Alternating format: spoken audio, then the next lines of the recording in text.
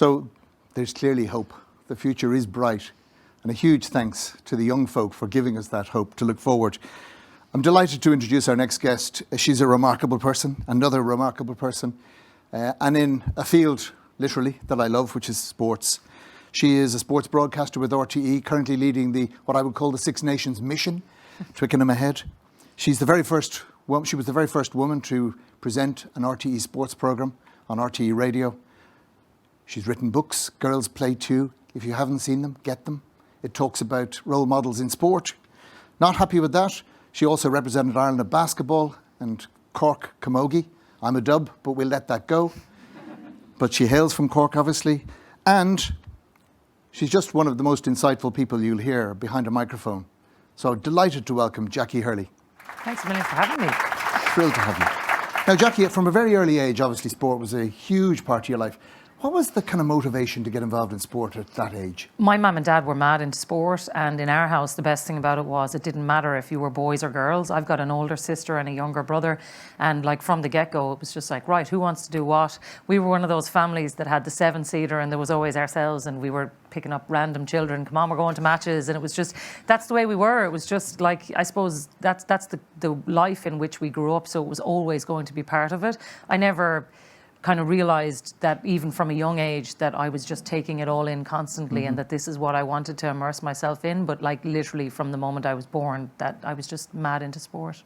And maybe jump to the other end of your career, which is writing and being an author of Girls Play Too. It talks about role models. Who were your heroes, and kind of what motivated you to write the books? I think every woman of a certain age in Ireland, all you need to do is say one word: Sonia. And I think all of us just go, Sonia O'Sullivan, because to me, she was the one. And I think what's changed so much, and like part of around the motivation around the books, was that I wanted to show young girls now that there's so much more than just one role model for all of us. Like if you want to be the next Rachel Blackmore or Leona Maguire or Katie Taylor or Kelly Harrington, whoever you want to be, they're there. I just felt that maybe their stories weren't being shared in a way that was accessible to children, because to me, Sonia O'Sullivan was on the newspapers, she was on our televisions, but it seemed to me like she was the only one, and only that my mum and dad were bringing me to matches. I never would have known that Sandy Fitzgibbon was the greatest player ever when I was younger in Cork, and you need to be able to access that. And to me, books is the greatest window into a children's life, because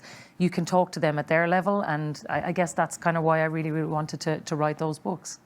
So maybe jump back now to the sport. There's so many dimensions we could talk about. Jump back to the sport. People talk about the past with misty eyes. Oh, those were the days. That was great. As an up-and-coming athlete, and as a female athlete with laud and honour, how difficult was it in those days, and how did it feel when women were not where they should be? It was hard because, like, I mean, honestly, God, when I was playing, at a serious level years ago, you could turn up and there wouldn't be match programs, the kit wasn't there. You talk about the tracksuits in the toilet with the Irish women's soccer team. Like, I've had that. Like, lots of women in this room, lots of people watching today will have experienced that feeling. And it's awful to feel like you're not equal, or that you don't have access to the same facilities that the boys do. I think the biggest issue that I would have seen is that we just accepted it. We just thought, oh yeah, okay, well that's just the way it is. The greatest thing that I see now is that people actually say, that's not right, and that's the only way it's going to change, is that people are now calling it out. So if you're at social media, for instance, what happened with the rugby last year with the Interpros, where you've got girls changing in a container next to bins. The only way that changes is because somebody puts it on social media and says, actually, this is never happening again, and now it doesn't. And okay, while that never happened to me, I have seen the gradual change, and the acceleration in the last 5 years in particular has been phenomenal. But all of it comes out of a sea change of people actually saying no. And I think we're at the point now where enough is the word that's being used, where people have just said, I've had enough, and actually now it's time for change. And that's a really positive thing, I think. So the other side, obviously, then is as a broadcaster, and I always think it's difficult for a sports person to transition to being a broadcaster, and you made it seem incredibly easy. But it can't have been that easy. And without elongating the question, I always thought the first sort of faces that changed were the newsreaders. How difficult was it as a journalist and as a broadcaster to make that breakthrough? Well, the hardest part is actually just kind of telling people that you are serious without trying to shove it in their face either. Because I think sometimes, you know, when you're really trying so hard, you want people to recognize that you know what you're doing, but actually you're doing it in a way that is comfortable for people. Because I'd say, like, you know, there would have been definitely men who put on the radio in 2009 and heard me presenting Sunday Sport and thought, geez, is that a woman? My God, what's that? You know, and actually the more I got to speak to them now, they were like, oh geez, you're actually very good. And I was like, oh, thanks very much. And it wasn't meant in a derogatory way. It was actually just understanding that we're different and recognizing that whether that's diversity when it comes to gender or race or orientation, it doesn't matter. It's actually about knowing that the picture is different and we have to be accepting of lots of different people, because particularly when it comes to sport, we're all in the room, we all watch the match and we all have different thoughts about it. And if we can't actually express that in a way where we all think differently, then I think we're not doing a very good job. You know, I think your television in particular should look like what your living room looks like. So if you're looking around in your workplace and you're surrounded by lots of different people, we should be doing that as well. So it wasn't easy, but I do think the longer you're at it, the more people realize, oh, actually, she knows what she's talking about and she likes it. And I would have very little of it now where people would, you know, have something. I don't mind if people criticize my work, if they say, I didn't agree with you in what you did. But what I wouldn't like is for people to say, you're actually terrible at what you do, because you'd hope that people have recognized you've put a lot of effort into it and you've kind of built a career around it. You know what I mean? Yes. And I do think it comes back to a comment the ambassador made earlier around, you can't be what you can't see. Totally. People can see you. They know you know what you're talking about. So it immediately gives it credibility. Let me just jump to, and I have to have a business angle, because many of our clients and many people we know in the marketplace are grappling with the issue of gender diversity, whether that's the great work of the 30% Club and so many others looking at how do we make change happen and sustainable change happen. We talk about governance, you know, big words like governance. We talk about quotas. Do you think sports needs to go a step further so that you get equal pay, equal winnings? Should we look at boards very actively in the sports arena to make sure they represent 30%? How far do you think we should go? I think it needs to be all in. I think we need to go fully transparent in everything. I think that's across the board, whether it is in a commercial entity or whether it's in sport. I think the only way we make change is by calling it out. And actually what you will find in a lot of cases, particularly in sport, is that people don't know about these instances until a light is shone on it. And it's the same with the gender pay gap.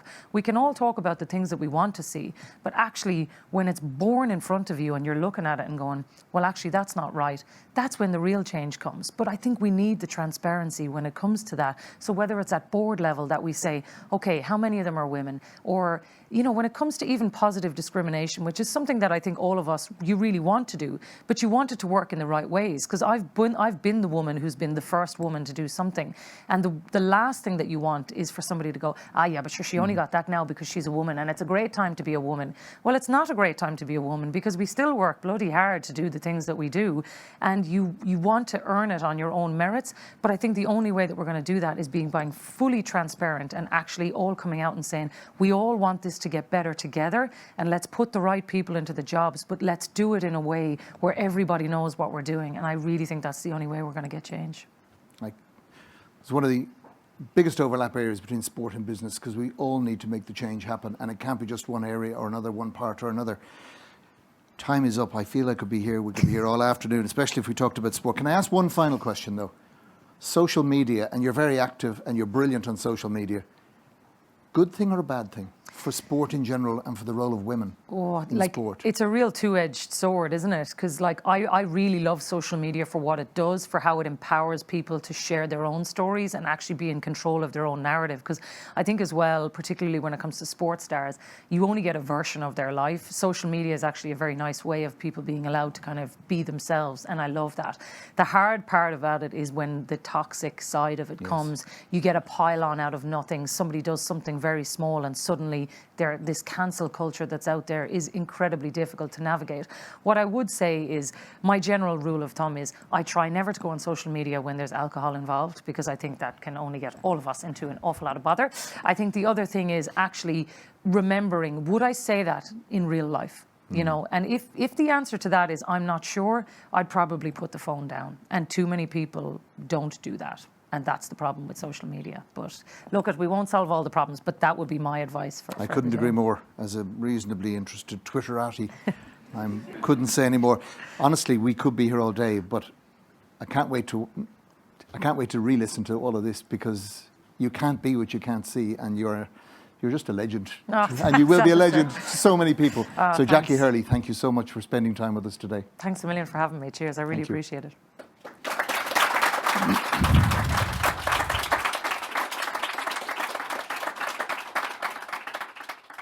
So, to close the event, I pass back to my great friend and colleague, Dr. Michelle Cullen.